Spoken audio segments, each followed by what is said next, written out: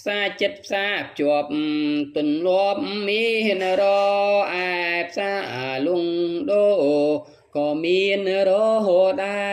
រផ្សារចិត្តផ្សារជាប់ទន្លាប់មានរអែផ្សារលងដូក៏មានរហូតដែរផ្សារឈើក្រហើយសរសេរខុសគេអត់មានរទេសូមជួយរំលឹកកំពុងបុកជើងគឺកំពុងធ្វើបន្តង់ពីលើគឺកំពុងទឹកកំពុងបុកជើងគឺកំពុងធ្វើបន្តង់ពីលើគឺកំពុងទឹកកំពុងលាងចានកំពុងរនឹកកំពុងត្រូវដឹក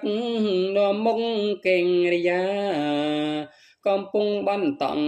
ត្រាំងពីងជានាមកំពុងផែរៀមកំពុងប្រែកប្រាកំពុងបន្តង់ត្រាំងពីងជានាមកំពុងផែរៀមកំពុងប្រែកប្រាកំពុងក្រសាំងកំពុងក្រូចឆ្មាចំណាំចុងថាកំពុងមានទឹកផ្សារចិត្តផ្សារជាប់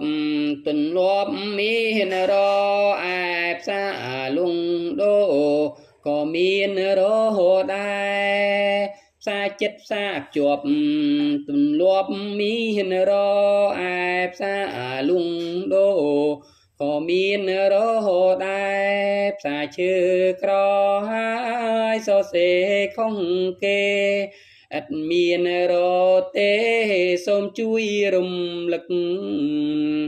កំពុងបុកជើងគឺកំពុងធ្វើបន្តង់ពីលើគឺកំពុងទឹកកំពុងបុកជើងគឺកំពុងធ្វើបន្តង់ពីលើ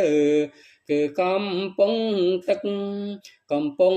លាងចានកំពុងរនឹកកំពុងត្រូវដឹកនាំមុខកេងរិយាកំពុងបន្តង់ត្រាំងពីងជានាមកំពុងផែរៀម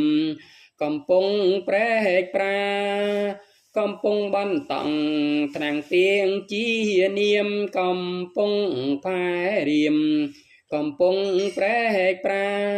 កំពុងក្រសាំងកំពុងក្រូចឆ្មាចំណាំចុងថាកំពុងមានទឹក